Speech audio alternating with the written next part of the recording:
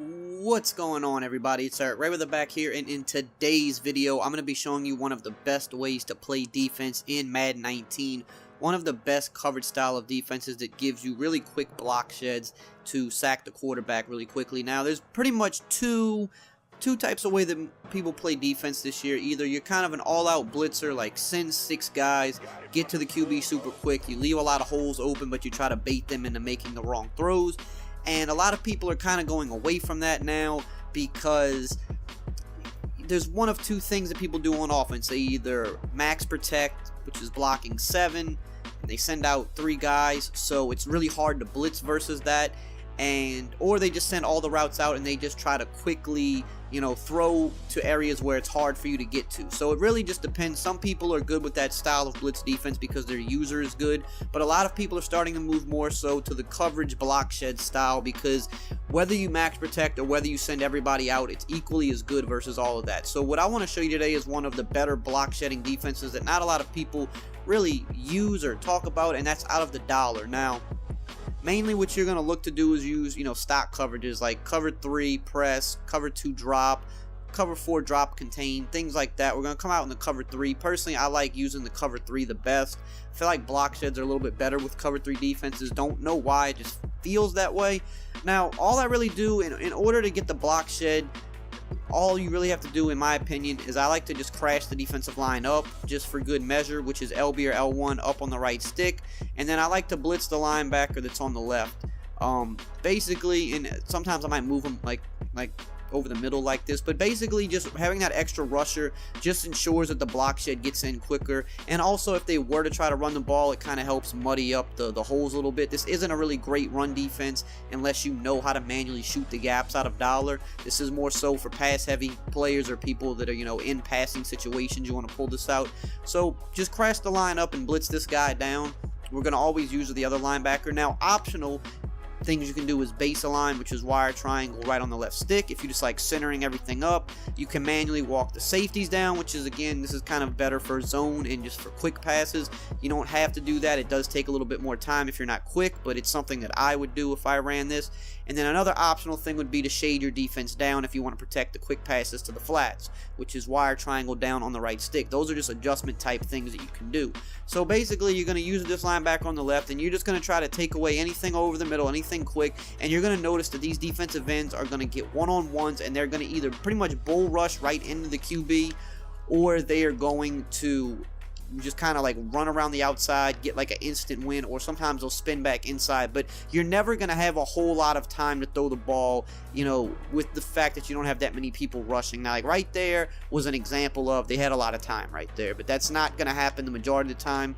Sometimes, yes, they will have time to throw. It's not a perfect thing where you're getting instant block shed every single time. It's not like a glitch defense like that where you're getting the block shed the same way every single time, but you're just getting very good pass rush consistently out of this for only rushing 4 guys. Whereas you know that there's some formations where you only rush 4 guys and it seems like they have 5-6 seconds to pass. That's not going to happen typically with this formation. You're going to get there pretty quickly. You see how quickly Campbell's getting around the edge that time. The play before, he just bull rushed right back into the QB, and when that happens, I mean, there's really nothing you can do, because it just happens so quick that, if their first read isn't open, they're pretty much going to get sacked. So again, you're just trying to cover up any little thing over the middle, and you see how quickly Campbell's getting off the block there, and this is consistent. It's going to happen every time for the most part. We'll go cover 2 here, kind of do the same thing.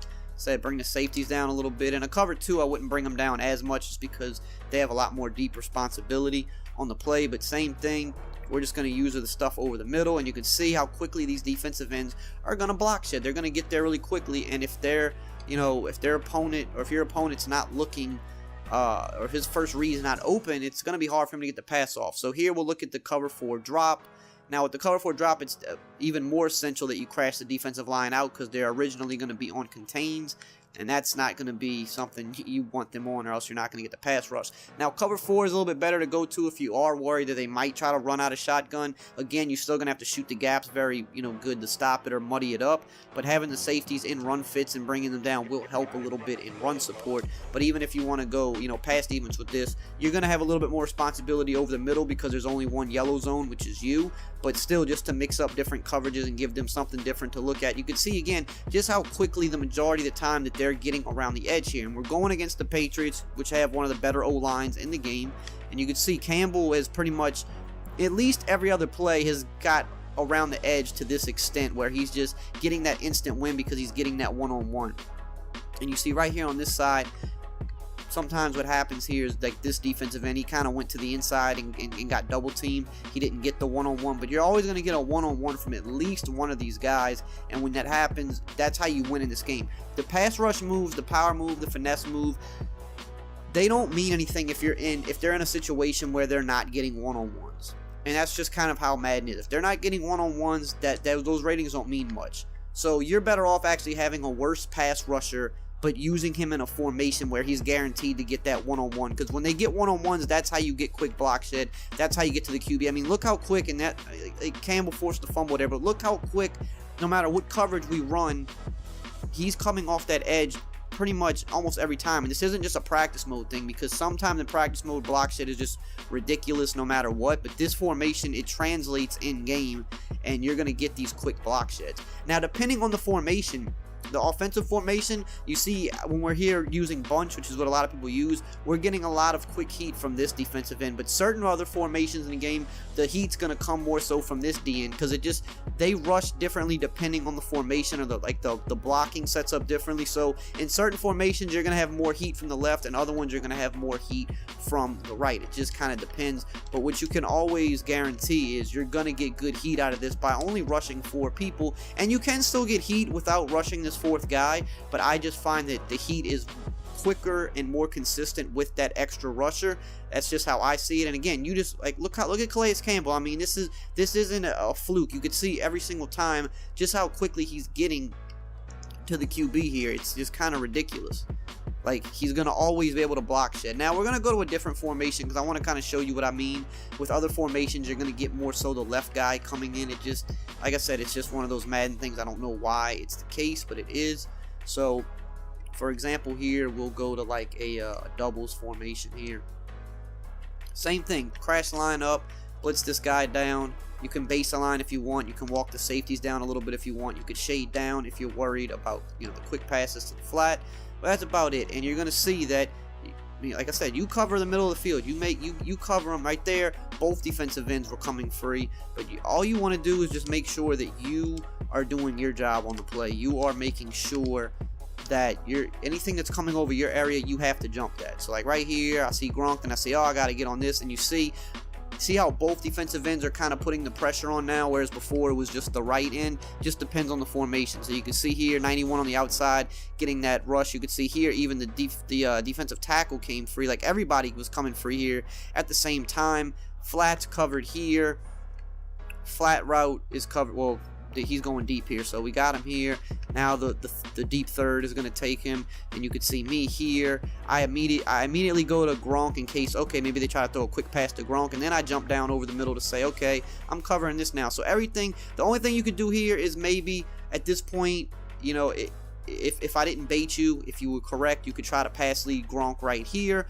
But if you saw me immediately run to him, then you're either trying to quickly dump it down here now, and you're either going to catch it, take a hit, or you're going to try to throw it to Gronk here. But either way, the pressure's on you. You have to make really quick decisions really fast.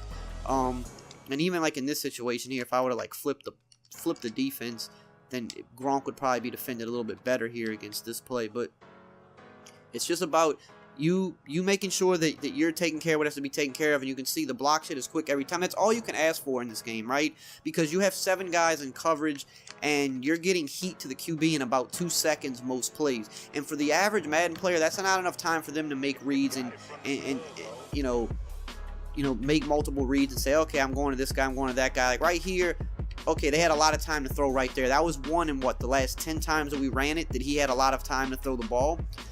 Most people need 3 to 4 seconds to get to make a read, to get a pass off. That's just down the truth. If you're playing someone that's amazing, yeah, they won't need as much time. 2 seconds, you know, they can maybe make something happen. But you really can't get to the QB any faster than this, is what I'm trying to say. Like, this is about as fast as you can get to him while having almost max coverage on the field.